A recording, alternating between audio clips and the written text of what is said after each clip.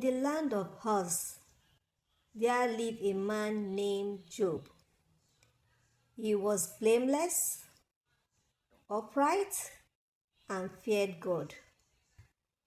Job was the richest man in the East, blessed with 7 sons, 3 daughters, thousands of animals, and many servants.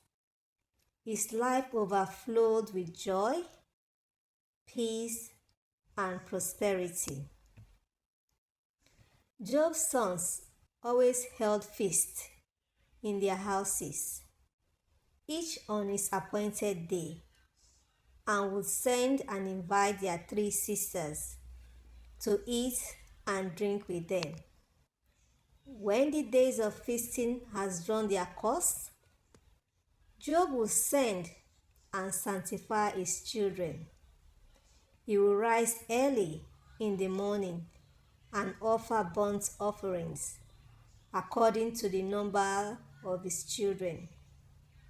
Job said, "It may be that my sons have sinned and caused God in their hearts." Thus, Job offered the burnt offering regularly.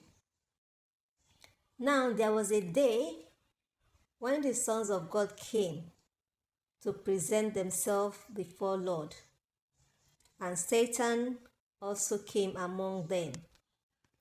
The Lord said to Satan, "Where do you come from?" Satan answered, "From going to and fro on the earth, and from walking back and forth on it."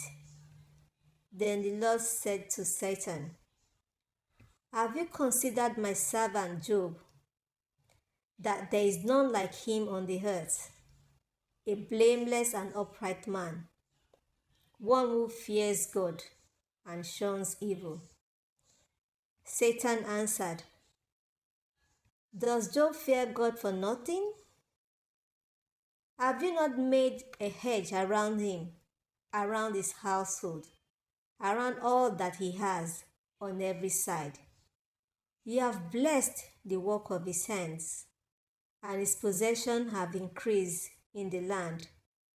But now, stretch out your hand and touch all that he has, and he will surely curse you to your face." The Lord said to Satan, "Behold, all that he has is in your power.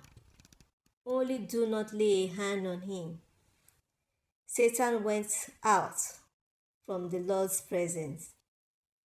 One day, when Job's sons and daughter were eating and drinking wine in Job's oldest son's house, a messenger came to Job and said, "The oxen were plowing and the donkeys were feeding beside them. Sabeans raided them and took them away. They killed the servants with the edge of the sword. I alone have escaped to tell you." While the servants were still speaking to Job, another servant also came and said, "The fire of God fell from heaven and burnt up the sheep and the servants, consumed them, and I alone have escaped to tell you."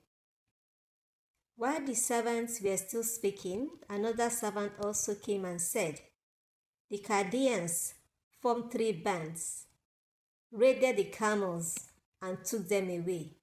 They also killed the servants with the edge of the sword. I alone have escaped to tell you."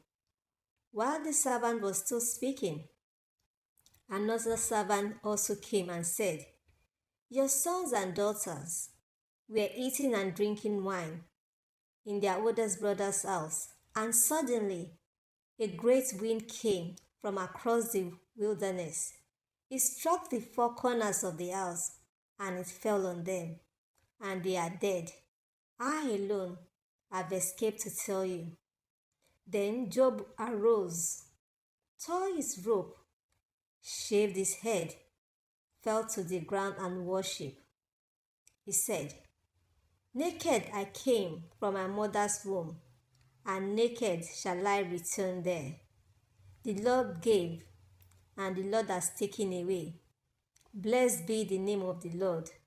In all this, Job did not sin, nor charge God with wrongdoing. Again, there was a day when the sons of God came to present themselves before the Lord. Satan also came among them to present himself before the Lord. The Lord said to Satan, "Where do you come from?"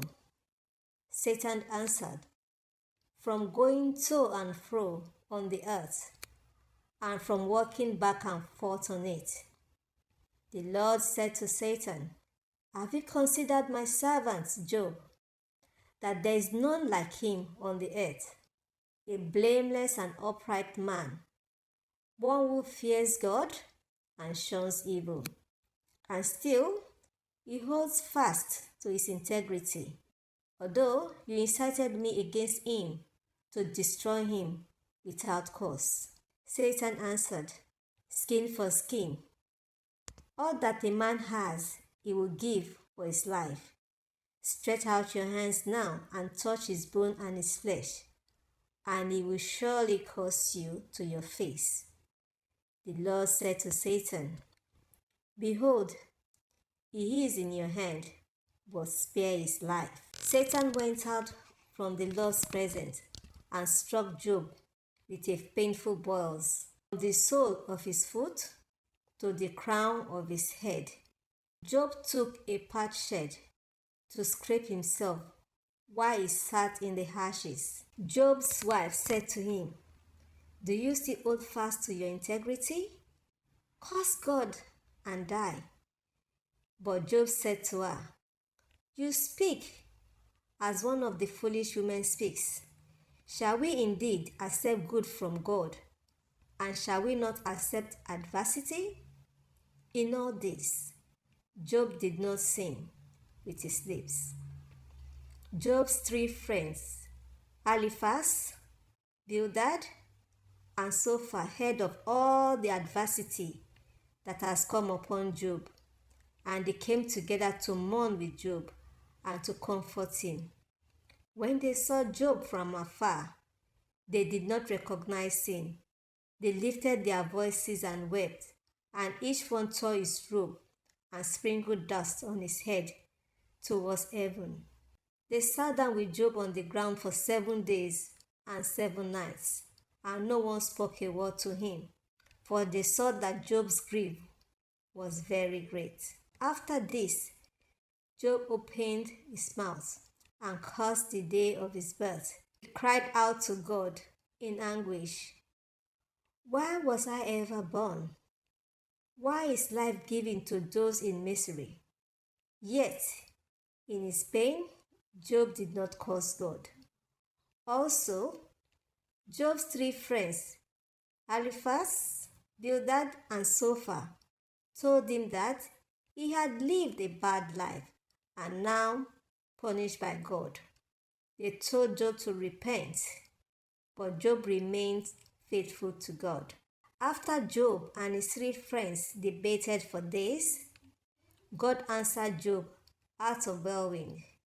God turned around the captivity of Job when he prayed for his friends. God restored Job's fortunes, giving him twice as much as before. Job's animals were doubled. He also had 7 sons and 3 beautiful daughters. In all the land, no women were found so fair as the daughters of Job. Job lived 140 years before he died. The story of Job reminds us that faith is not built on blessings alone, but on trust in God through trials. No matter the storm, God's wisdom and purpose remain perfect.